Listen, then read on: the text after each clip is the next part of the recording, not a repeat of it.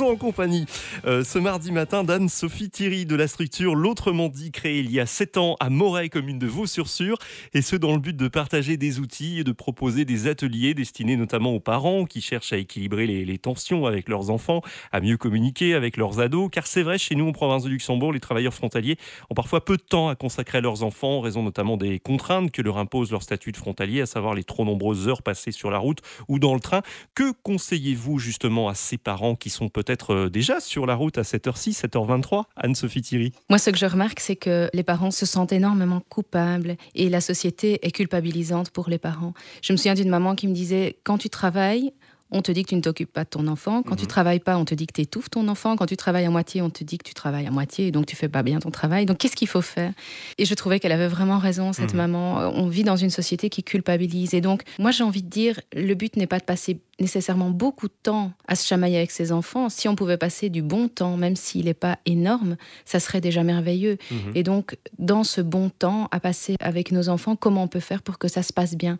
Parce que ce qui se passe souvent, c'est comme on passe en tout cas moins de temps que les générations précédentes avec nos enfants, beaucoup de parents n'ont pas envie de poser le cadre, parce que poser le cadre dit frustrer l'enfant. Or, ça fait partie de l'éducation. Mais qui dit frustrer l'enfant dit s'exposer à des colères, à des cris, etc. Et c'est pas gai le soir quand on rentre de devoir affronter ce genre de choses qui pourtant font partie de l'éducation.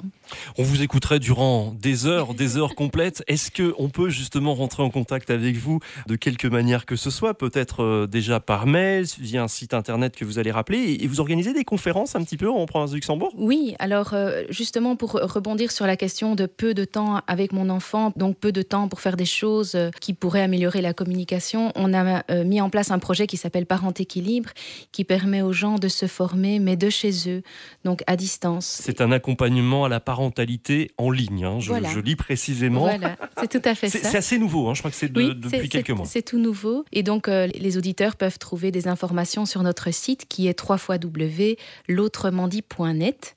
Et puis, sur la page Facebook de l'Autrement dit, toutes les informations sont évidemment présentes. Et puis, il y a moyen de nous envoyer un mail et de nous téléphoner si les gens préfèrent le faire. Toutes les infos sont sur notre site. Et ils vont recevoir bien sûr des outils concrets, accessibles de chez eux. Et vous retrouvez peut-être en ce début d'année 2014 dans différents endroits pour d'éventuelles conférences. Toutes les dates seront bien sûr sur le site internet l'autrement dit, comme ça se prononce, .net, précédé du 3x.